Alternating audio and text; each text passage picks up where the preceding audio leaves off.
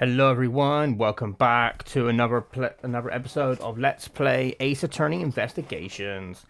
It has been a while since I've done a video of these, so I apologize for this, but yeah, last time there had been murder on the plane, and we were figuring out, we were trying to investigate, and we're currently getting the testimony of this man LeBlanc, yeah, he's going to tell us what he saw. I am certain I saw Mr. Hicks enter that elevator. It is when the needles on my pocket watch pointed to the 6 and the 12. The body was discovered 15 minutes after that in the lounge, yes? Then you, the only person in the lounge at that time, must be the criminal. Mr. LeBlanc's conclusion seemed to make logical sense. After all, the only person in the lounge at the supposed time of the murder was me. So, my eyewitness testimony. If you think you can destroy it, then come, let me see. Hurry, do I look like a man who's having the time to wait for you? Why is he so irritated? I'm the one accused of murder here. Anyway, I must find a way to discredit Mr. LeBlanc's account somehow, and fast. Okay, so let's go into the record in the journal so I can reacquaint myself with what's going on. First we'll press him. Mr. LeBlanc, were you able to get a good look at the inside of the elevator at that time? Of course, I saw what was inside. And you are sure that the victim was in the elevator alone? Yes, the only person inside was Mr. Hicks. Oh, I actually put autoplay. This last outburst is a bit too important to let go.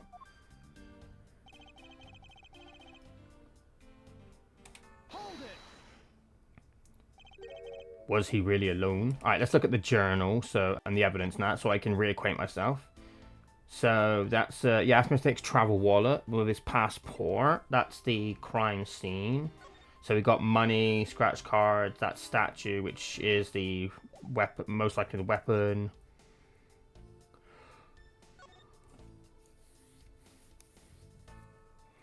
Okay, so there's a flight itinerary. Something tells me that's going to be important. We got a picture of Mr. Hicks in front of some big, massive Crash Bandicoot looking statue. Yeah, that's his phone, which has been missing. We go, that's a piggy bank, and then of course we have the footprints. Right, okay. Was he really alone? Of course, I will bet even 1 cent. A cheap ante for a cheap testimony. But if that's how you want to play it, I'll happily take your 1 cent. It was when the needles on my pocket watch pointed to the 6 and the 12. I assume the pocket watch in this case is the one you keep checking, is that correct? Oh, you noticed. It is a very expensive antique, I will have you know. The feeling is wonderful when I fully wind it up by hand. It does look very well designed, and quite classy. I will have to charge you if you want to touch it. That's quite alright. Let's continue with your testimony. What a cheap man you are. Now return the time you wasted back to me. And if we must, I saw Mr. Hicks enter the elevator at 6 o'clock. This guy's a dick. The body was discovered 15 minutes after that in the lounge, yes? It's true that I found the victim's body at 6:15. And that's when I found the two of them as well. You see, it all matches my testimony. Does it, though? Then you, the only person in the lounge at that time, must be the criminal. That is the most mistaken way of thinking I've ever heard of. No, no, no. Your silly opinion is what is mistaken. Please calm down, the both of you. In a sense, you're both mistaken. Well, if that isn't the pot calling the kettle black, then I don't know what is. I spy a little hole in his words. As you wish, Mr. LeBlanc, I will now show you proof of my innocence. He said this... He said... Yeah, he said that one is important. Oh, I didn't mean to press. I'm guessing I have to present. Don't know what I need to present, though. Okay, let's have a look at the evidence.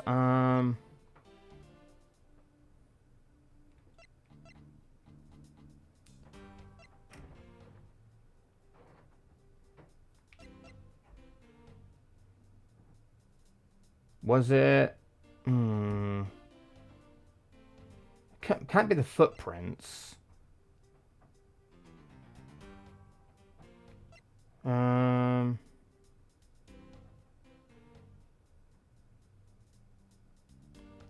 That's the thing then.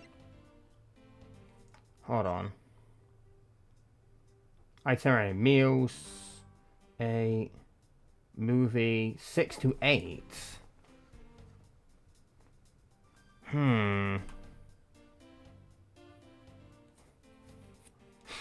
Maybe... I don't know.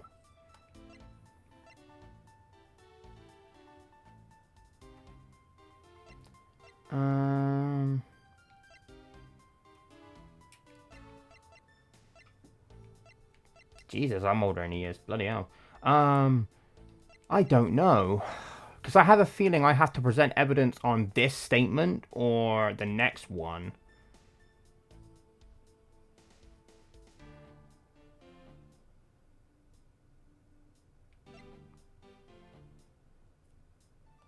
Because with this one, it's a piggy bank. And I suppose this is where you insert the coins. I have to say, for a piggy bank, it's made rather well. So well, in fact, that I'm not sure there's a way to take your money out. And then, of course, we have the blood on it as well. There's some blood on one of the corners. Could this piggy bank be the murder weapon? I don't know.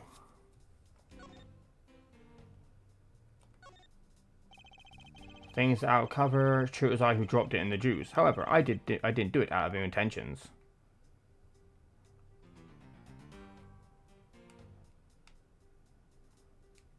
Okay, yeah, I'm trying to think then. Because, yeah, do I have to present on this statement or this one?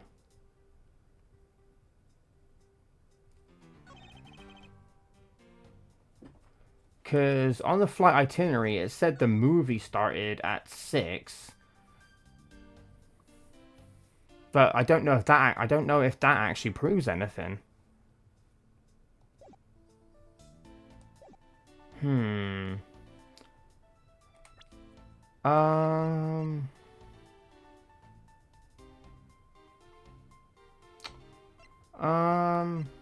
Let's try presenting the grape juice footprints.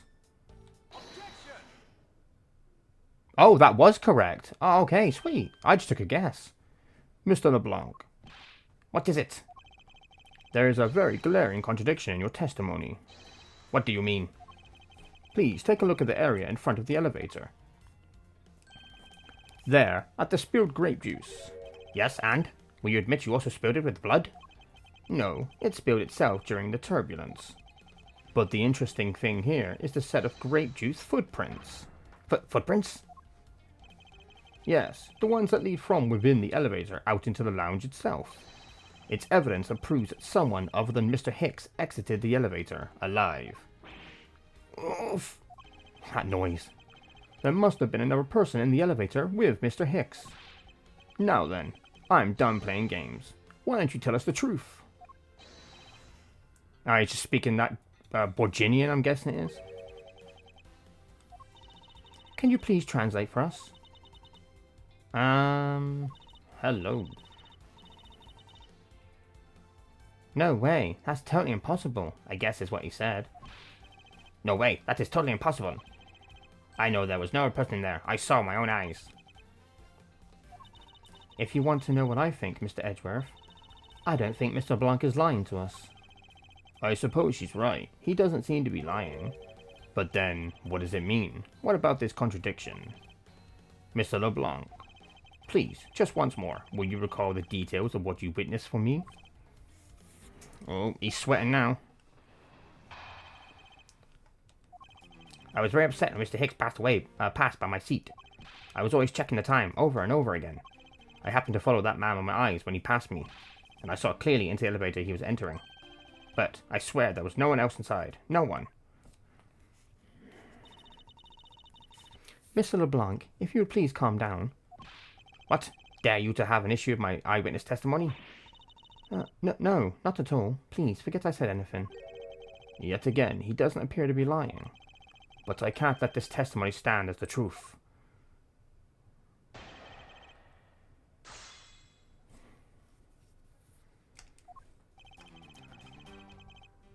Okay. So, are you still upset now? I am always upset. The only time I'm not is when I have a piece of art in my hands.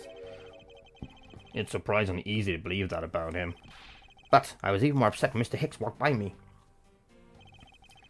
Taking time over and over again. Why were you so attentive to the time? Because something unforgivable was happening. Come to think of it, you were yelling about something unforgivable earlier. I was giving a complaint to the attendant about the movie starting time. Return back to me my time, in money. You understand the point? Movie? Is he talking about the in-flight one that's mentioned in the magazine? A summary of the plot and its start time. Interesting. They are supposed to show License to Love, Laugh, Maim, and Murder. I can't see that movie in my country. You can only see it on international flights.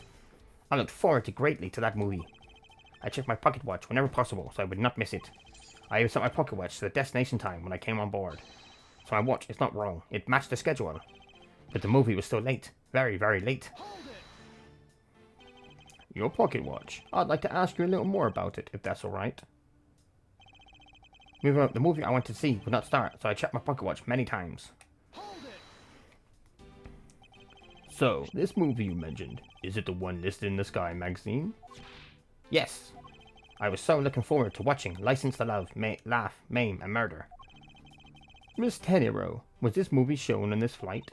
Yes, it was shown at the scheduled time. Isn't it possible you simply slept through it by accident? Nonsense. You doubt me? No. Now, stop pointing at me like that. Odd. How did he miss a movie that he was clearly hoping to see? I checked my pocket watch a great number of times. That much I know for sure. My watch is set to my destination's time. I always set it when I board the plane. You are sure about what you just testified, Mr. LeBlanc? Yes, of course. I am a very busy man. I am really busy when I land. I have many places to go, and no time to waste adjusting my pocket watch. I see. That was a very valuable statement you just made. Flatter me all you want, but you will not get 1 cent out of me. That's alright. All I require is this piece of testimony.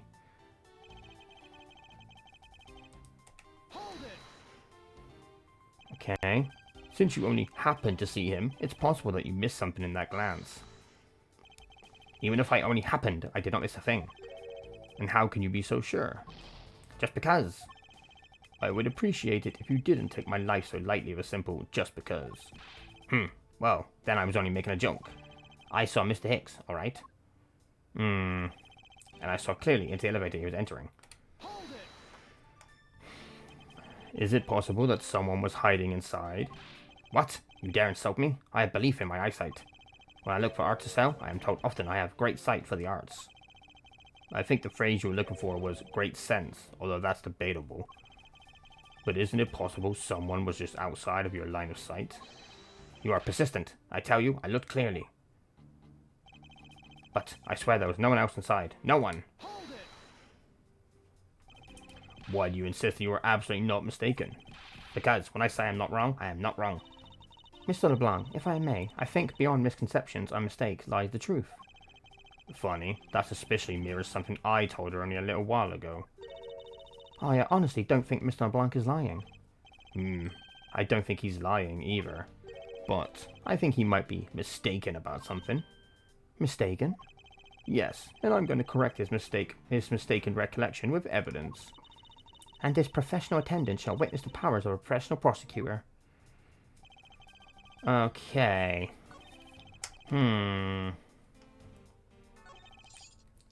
Let's have a look. Hold on. Something about the pocket watch and the time.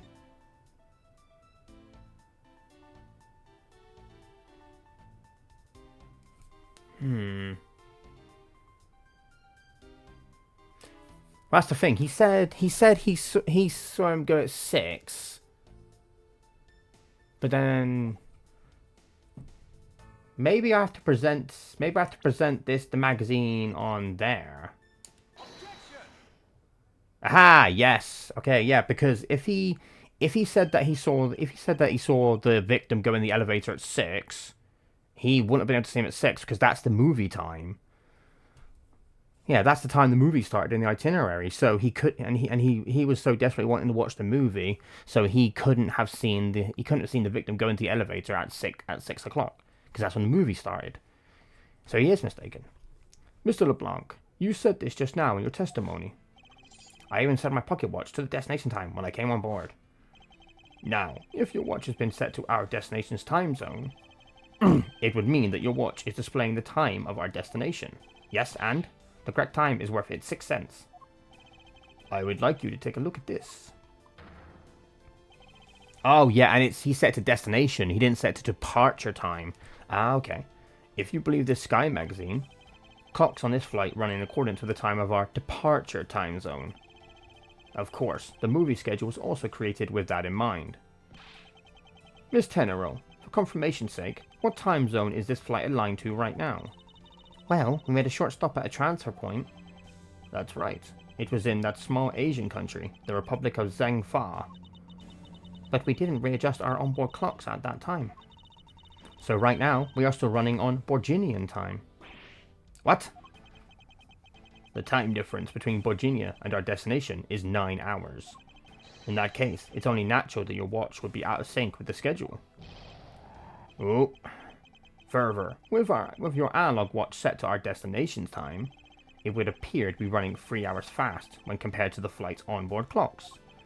It also changes everything about your testimony, and you can bet 1,000,000 cents on that. In light of this information, it means you saw Mr. Hicks 3 hours prior at 3 a.m. Oh, we found the hole in his testimony. My 1,000,000 cents. Jesus. That girl's just there falling asleep. This should clear up all of the remaining accusations. So this basically widens the time frame for the time of death, right? Yes. Because Mr. LeBlanc saw the victim enter the elevator at 3 a.m., it means that the time of death could be anywhere from 3 to 6:15. The question now is, where was Mr. Hicks during that span of time, and what was he doing? I've got something to say. And you are? Yeah, I'm Cammy Meal. I'm a flight attendant. And what is it you wish to say? Well, I think your story is a little different from how I remember it. What do you mean, Cammy? I saw Mr. Hicks sitting in his seat at 5 a.m., you know. What? How can you be so sure of the time? Oh, that's right. He pushed his call button while we were parked at the transfer point. This flight will be making a brief stop to refuel and transfer cargo in the Republic of Zhengfa between 4 and 5. We ask that all passengers remain on board at all time. Thank you for... Okay, cool. The stop we made for refueling cargo transfer in Zhengfa, correct? Yes, it was from 4 to 5 according to our clocks. And during that time, did any of the passengers leave or did any new ones board this flight? No. Not a single person got off or on in Zhengfa. What about the flight crew? The few who were handling the cargo transfer might have temporarily gotten on or off, but eventually everyone, including Cammy and myself, came back on the plane. So basically, I can assume that no one left or got on since our initial takeoff. Interesting. I should keep that in mind. Yeah, and I answered his call. I can tell you Mr. Akbe Hicks was there in his seat when we took off again at 5 a.m. So he was still alive at 5. Heh, that rhymes. Alright, then that puts the time of the murder between 5 and 6:15 a.m. Okay, now what time did you come down to the lounge, Mr. Edgeworth? What voice did I give? I'm trying to give her a Hill Valley voice, but... Might see if I can get her, maybe give her a tired voice, because she looks tired as hell and she keeps falling asleep. I remember coming... Whew. Speaking of, just had a yawn, sorry.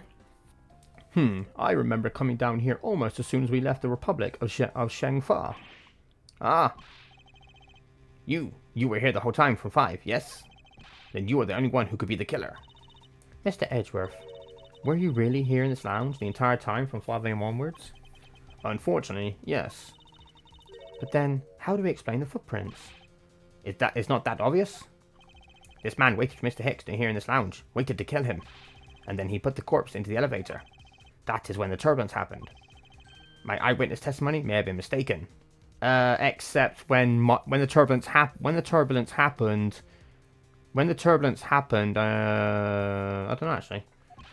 But what time I saw Mr. Hicks enter the elevator on the second floor does not matter, because the entire incident concluded here in this lounge. Everything happened in this lounge? Is that what you really believe, Mr. LeBlanc?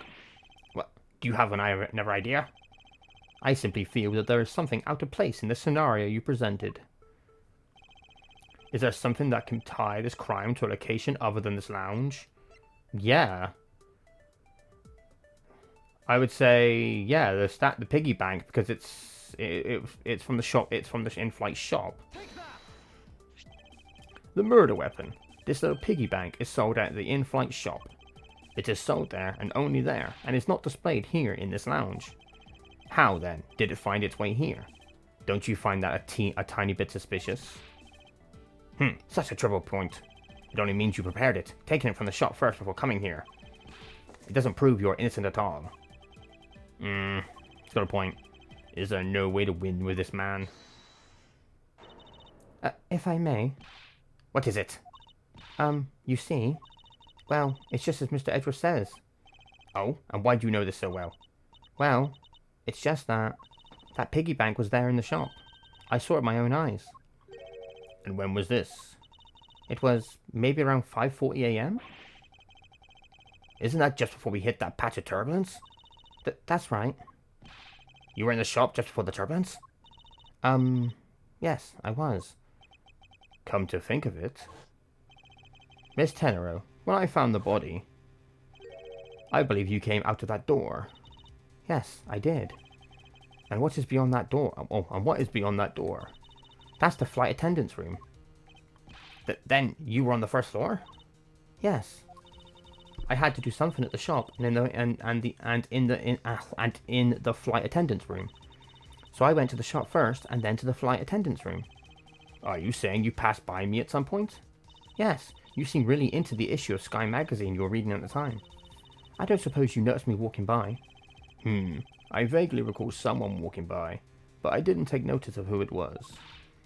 Anyway, the piggy bank was definitely there at the shop when I went there. Why did you go to the shop in the first place? I went there for a work-related matter. Work, you say? Yes. The upkeep of the shop is also one of my responsibilities. Why did you not say anything about that until now is what I want to know. In any case, I believe it's clear that the shop needs to be investigated as well. Shall we head over there then? Oh God, Cammy. What is it now? Aren't you forgetting something, Miss Rhoda? Don't you need the captain's permission to check the shop? No, I haven't forgotten. But I have already asked him for permission to search the entire plane. So I think we're alright. Huh, that's weird. What is? Well, I just talked to the captain, see? And he said that he didn't give you permission to do anything like that at all. Oh? What is the meaning of this, Miss Tenero? It means she's lying. Go on, admit that you are. You said you had permission to search all over, but you don't, and yet here you are. You, flight attendant, what are you trying to do? Pull the sheep over us? The captain's calling for you, Miss Rhoda. Oh, but don't worry. I already got permission to search the shop from the captain. See, unlike you, I do things the right way. Miss Tenero, why would you do such a thing? Please excuse me. Looks like I get to be in charge now. Please go back to your seat, Mr. LeBlanc. Now then, Mr. Edgeworth, if you would follow me, I will be your guide from now on. There's something about Miss Tenero that's piqued my curiosity, but right now, investigating the in-flight shop is my top priority.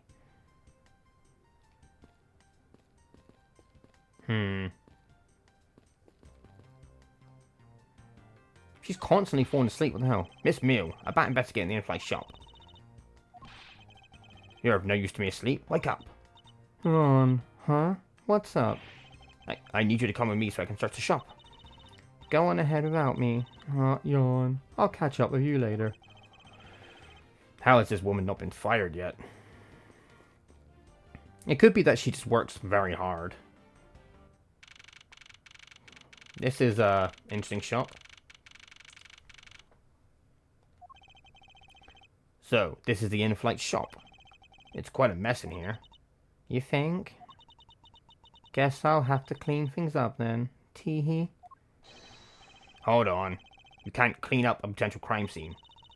Oh, thank goodness. I hate cleaning so much. I mustn't rush things here. I must remain cool, calm, and collected. Because this piggy bank was left at the crime scene. There is a very good chance that the killer had paid this place a visit. Alright, time to investigate. What the hell? What are these? Oh, those are our company's completely original line of suitcases.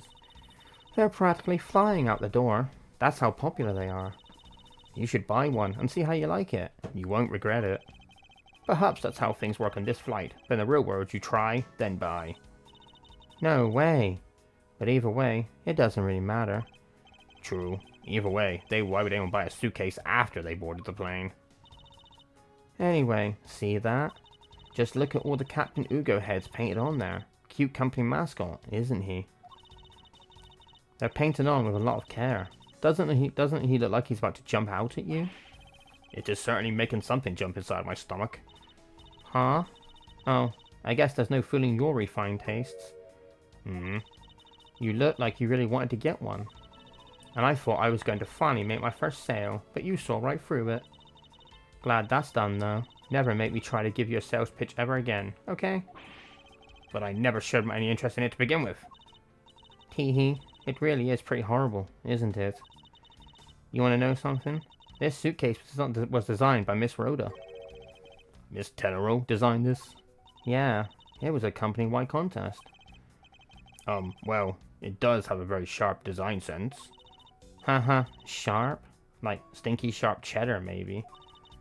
I really have no idea why the bigwigs decided to go with it. It's so... blah. Miss Tenero designed this, did she? It's definitely not what I would have expected. Ah! You okay? I'm fine. Please watch yourself, Miss Meal. Letting a suitcase freely roll around has got to be a safety violation. Here, I'll put it back.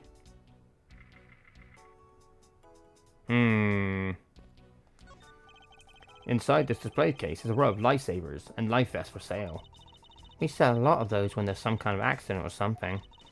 But some people buy them even when nothing's going on. How about it, Mr. Edgeworth? Care to buy one? I sense that this shop is one shopper away from being sued. Okay.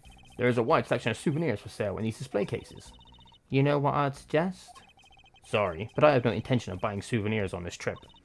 Okay, then how about you buy something for me then? As a present. I can't think of a single reason why I'd want to buy you anything. But I've had my eye on that pendant for such a long time. Try paying some attention to me when I ask you something, and then we'll talk. Damn, Edgeworth. The glass from this display case's door is shattered all over the floor.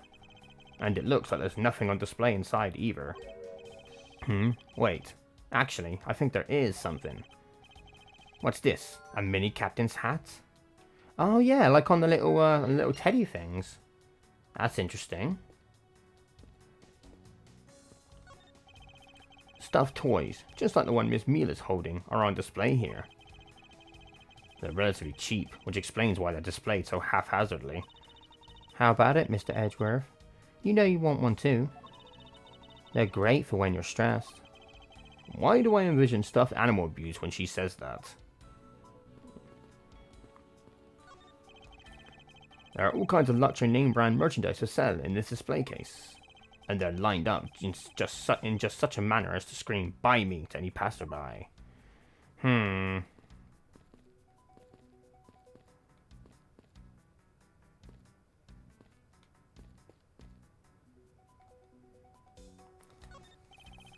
Beautiful flowers in a beautiful arrangement.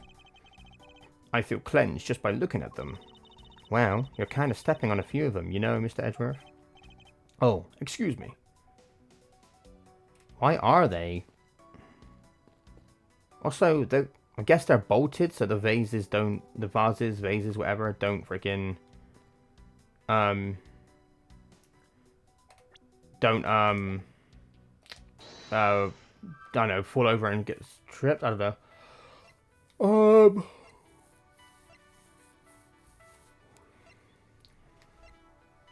Oh, wait, hold on.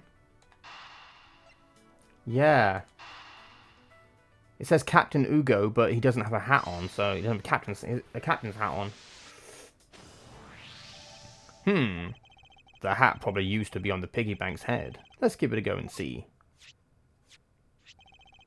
I believe this piggy bank was forcibly removed from this display case. Does this mean that the killer broke the glass to get at it?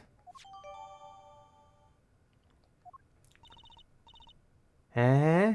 Really? Don't tell me you don't know what things go where in this shop. Well, I don't. Miss Rhoda's in charge of this place.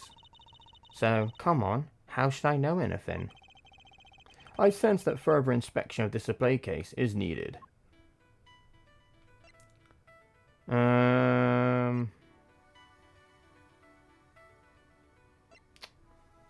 I'm not going to do that because there's no guarantee that suitcase is the reason why his glass is broke. I won't rest until I've inspected every suspicious looking nook and cranny.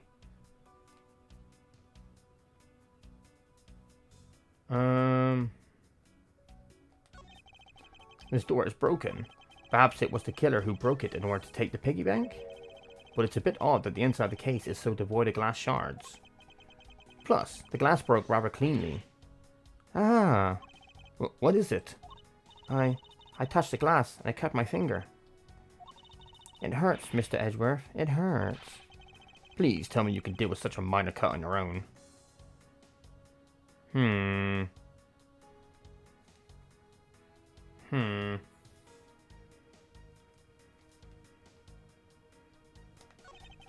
Is this the same man as the one portrayed by the statues around the elevator? Yeah, that's a paperweight of the founder of GoU Airlines, Mr. Hugo Hughes. On the bottom shelf, we have the cute one. The middle shelf is the realistic one. And on the top shelf, that's the floral version. Floral? Are you sure about that? Let me guess. You just said the first thing that came to your mind, right? Looks like it looks like hit the bullseye. Okay,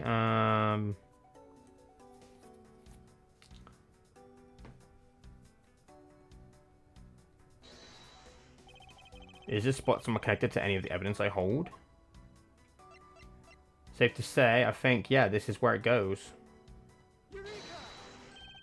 There is definitely something very unusual about this. About what? If the killer had broken the glass to get at the Captain Ugo bank, there should be shards of glass inside the case itself. Oh, I see. Yeah, I guess it'd be like that. However, there's not a single piece of glass inside the display case. No, there isn't. Which means that the glass was broken from the inside out. The piggy bank must have fallen over from the turbulence and right through the glass. Yeah, that's for sure. There's so much glass all over the floor. I'm willing to bet that this hat was knocked off its head at that time too. Eh? That's nice. Which leads me to believe that the killer took the Captain Ugo bank from here after the turbulence. Okay. Oh, she's asleep. Take your power naps on your own time, Miss Mill, and listen when I'm talking. What? But the murder occurred before the turbulence, which rules this piggy bank out as the murder weapon. So, you mean the bank's not the real murder weapon? It's a fake? Yes, at this point, that is a very real possibility. But then what if when the killer went to take Captain Hugo, they broke the glass by accident? The display case is locked, so that's highly unlikely. Yeah, but there's one person who could have. Oh, and who would that be? Miss Rhoda, of course. I mean, she's the one in charge of this place, so she has the keys to everything. Miss Rhoda Tenero, huh? Hmm.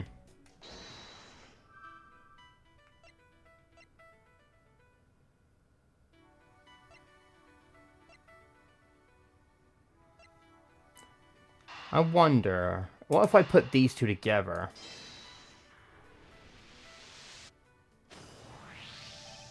Yes, there's definitely something wrong here. What's with the sudden yelling? Tell me, Miss Meal, don't you think there's something strange about these suitcases? Oh, well, sure. They totally ooze strange, like the color and the such. That's not what I'm talking about. Now, pay attention. Ah, you're scaring me, Mr. Edgeworth. Sorry. Ahem. These suitcases are lined up a bit too prim and proper. Yeah, they look a bit uptight, don't they? But I guess they take after their creator. Hee hee. Again, that's not what I meant, Miss Meal. Don't you find it unusual that these cases are the only things undisturbed by the turbulence? Never mind. I'd sooner find an answer by inspecting these suitcases myself. Upon closer inspection, they really are quite hideous. Tee-hee. I wonder how Miss Rhoda would have reacted if she heard what you just said. What's wrong? She makes a good point. It'd be wise of me to watch what I say out loud. What's this? I spotted something that's not quite right.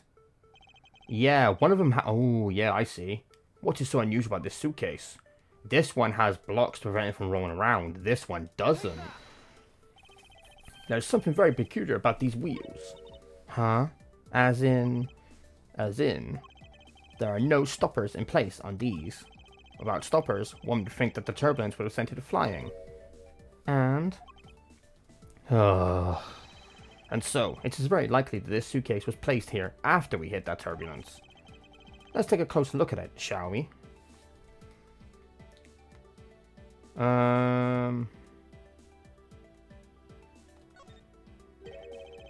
It would appear to be unlocked. Let's take a look at what's inside. Oh! A piece of cloth. And it's soaked with blood. Ah, it's blood. It appears that this suitcase is very strongly tied to our murder after all. So, explain this to me. What does this suitcase have to do with the murder?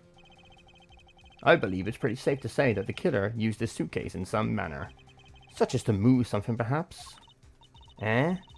But aren't you just talking about the cloth, then? That alone is too small. A larger item would be needed to move what I'm thinking of. The thing I believe the killer used this suitcase to transport is... I'm guessing the body. Something that would fit inside a suitcase that is also covered in blood. Sounds like a dead body, doesn't it? And there is drag marks along the in that grape wine, so it does make sense. Or grape juice. I recognize that pattern though. But in light of this, I'd say that Mr. Hicks was moved into the elevator from someplace else, which means that the murder was committed in an entirely different location. So you're saying that after moving the body into the elevator, the killer brought the suitcase in here and just left it? Exactly. What is it? Nothing. Just that I was thinking about what Miss Rhoda said about coming here for something. Excuse me, Mr. Edgeworth. Oh, here she is. I wanted to give you a bit more time, but I'm afraid I wasn't able to convince the captain.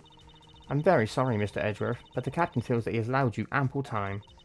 He says that he'd appreciate it if you could wrap it up here and return to your seat. I understand his sentiments. However, if I'm not allowed to complete my investigation, the crime scene may become contaminated by the time we land. If I must stop, then I insist I be allowed to oversee the preservation of the two sites. Under your supervision, of course. If that's your only condition, then I believe we can accommodate your wishes. I'm here to assist you in any way that I can, Mr. Edgeworth. Sounds like fun. We can camp out and watch over everything together. I found proof that the real crime scene was not in the lounge, and I have enough evidence to prove myself to be innocent of any wrongdoing. And yet, regarding what Miss Meal reminded me about Miss Tenero, I can't allow my investigation to end here. The truth must come to light. And that is the investigation part 1 done. We are definitely going to save the progress.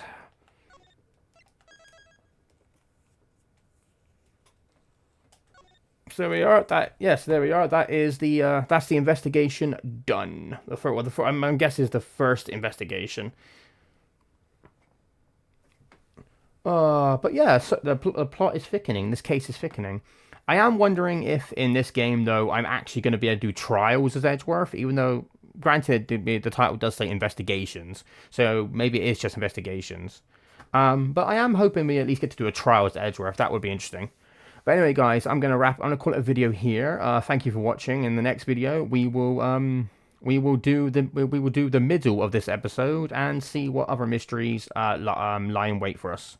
But thank you for watching, guys, and I hope you have thank you for watching. I hope you enjoyed the video, and I shall see you guys in the next one. Take care for now.